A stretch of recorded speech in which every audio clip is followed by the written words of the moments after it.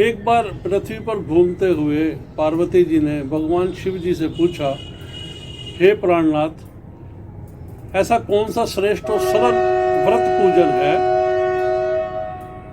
जिससे मृत्यु लोक के प्राणी आपकी कृपा सहज ही प्राप्त कर अपने जीवन को संवार और अंत में मोक्ष को प्राप्त कर लेते हैं। शिवजी ने मां पार्वती को शिवरात्रि के व्रत का विधान बताकर यह कथा सुनाई।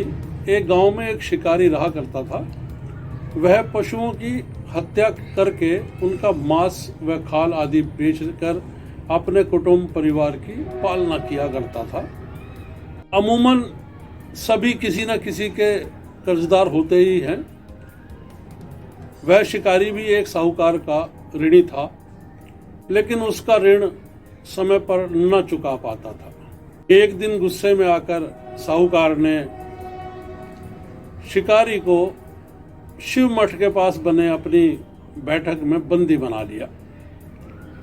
शिकारी बड़ा गिड़गिड़ाया, साहूकार को बहुत समझाने की कोशिश की कि जल्दी ही वह आपका कर्ज उतार देगा, उसकी पाई पाई चुका देगा।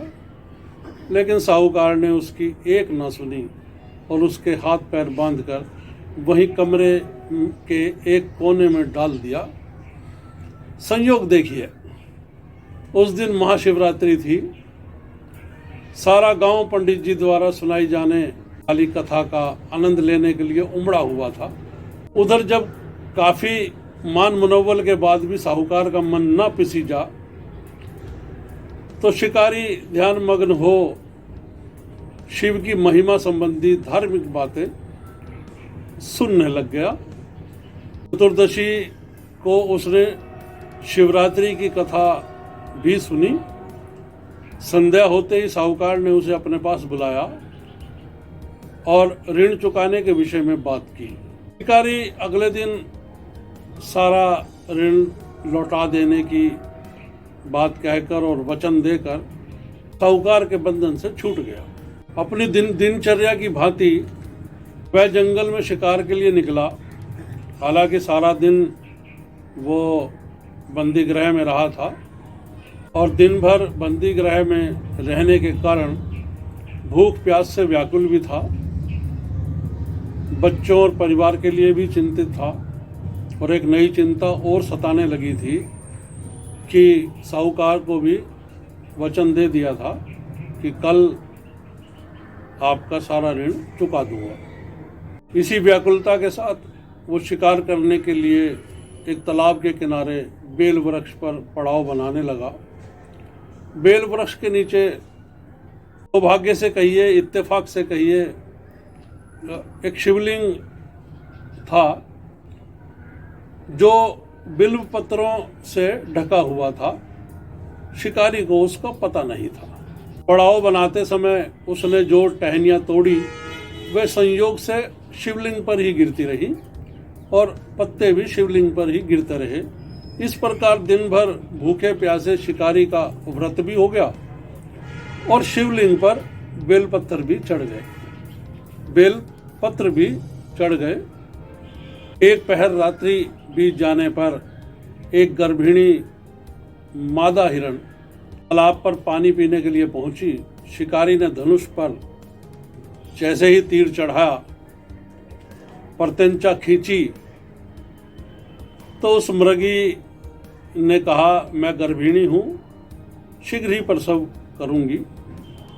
तुम एक साथ दो जीवों की हत्या करोगे जो ठीक नहीं है। मैं अपने बच्चे को जन्म देकर शीघ्र ही तुम्हारे पास प्रस्तुत हो जाऊंगी, तब तुम मुझे मार लेना। शिकारी ने प्रत्यंचा ढीली कर दी और मृगी को जाने दिया। मृगी झाड़ियों में विलुप्त हो गई। कुछ ही देर बाद एक और मृगी उधर से निकली।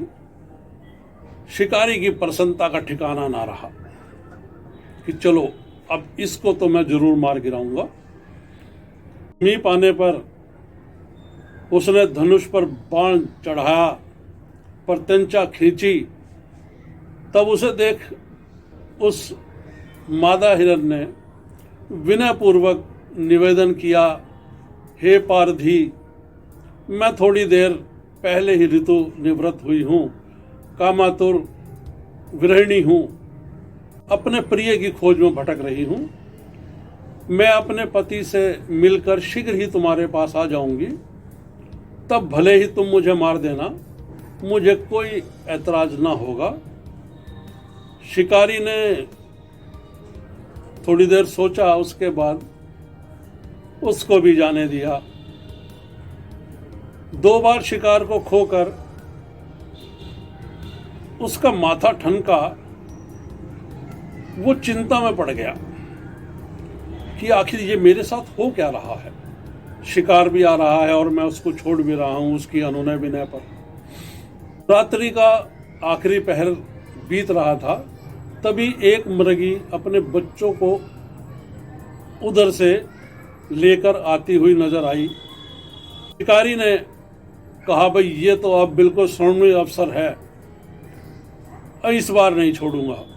और उसने तुरंत अपने धनुष पर तीर चढ़ा दिया और वह तीर छोड़ने ही वाला था कि मृगी बोली, हे पारधी, मैं इन बच्चों को पिता के हवाले करके लौट आऊंगी, इस समय मुझे मत मारो।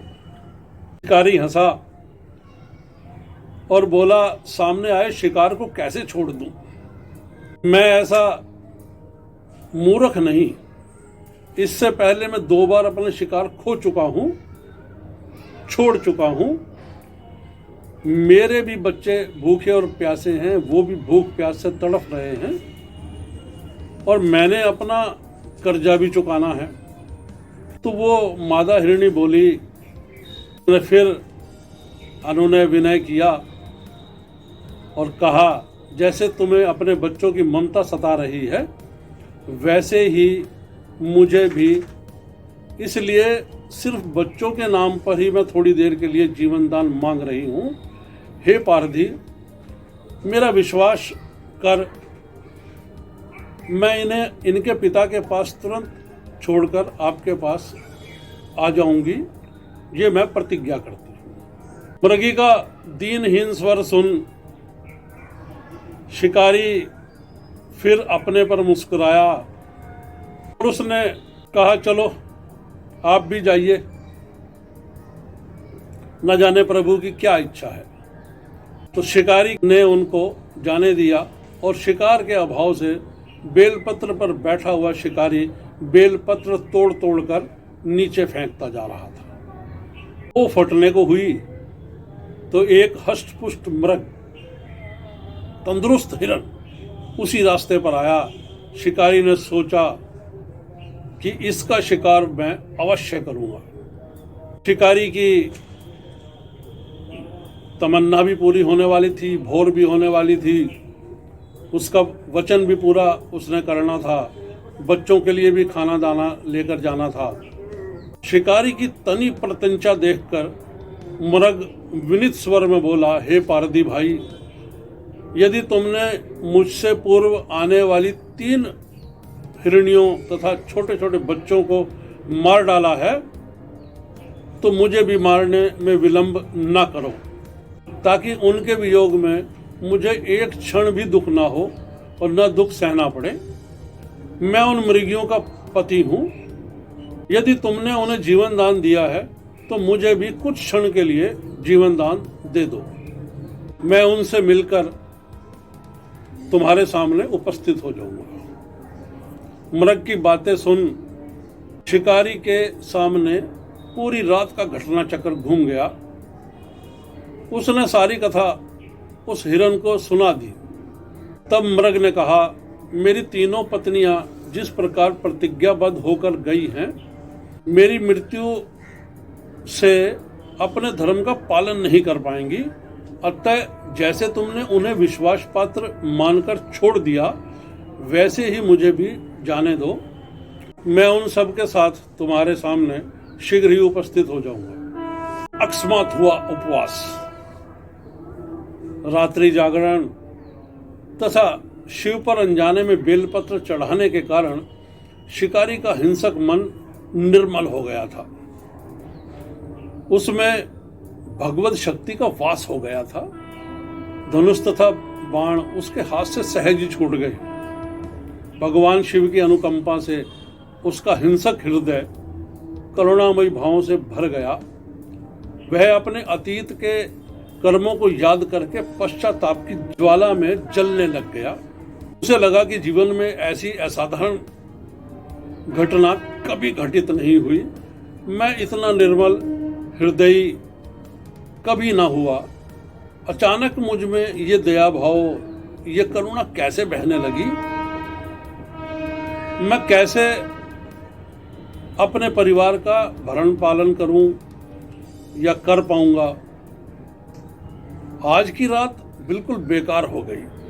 कैसे मुझे ये हिरणों का परिवार मूर्ख बना गया। इन्हें सभी को न छोड़ता तो उन्हें बेचकर साहूकार का सारा कर्ज भी उतार देता और परिवार की भी आराम से गुजारा करता। शिकारी इसी उधेड़बुन में था कि थोड़ी ही देर में वो मृग सपरिवार तीनों मादा हिरनियों और बच्चों के साथ शिकारी के समक्ष उपस्थित हो गया ताकि वह उनका शिकार कर सके। किंतु जंगली पशुओं की ऐसी सत्यता, सात्विकता और सामूहिक प्रेम भावना देखकर शिकारी को बड़ी गलानी हुई। उसके नेत्रों से आंसू की झड़ी बहने लग गई। उस मृग परिवार को न मारकर शिकारी ने अपने कठोर हृदय को जीव हिंसा से हटा लिया और कोमल और दयालु हो गया। और देवलोक से समस्त देवता और देव समाज भी इस घटना को देख रहा था। घटना की परिणति होते ही देवी देवताओं ने पुष्प वर्षा की। उस शिकारी और मृग परिवार को मोक्ष प्राप्त हुआ।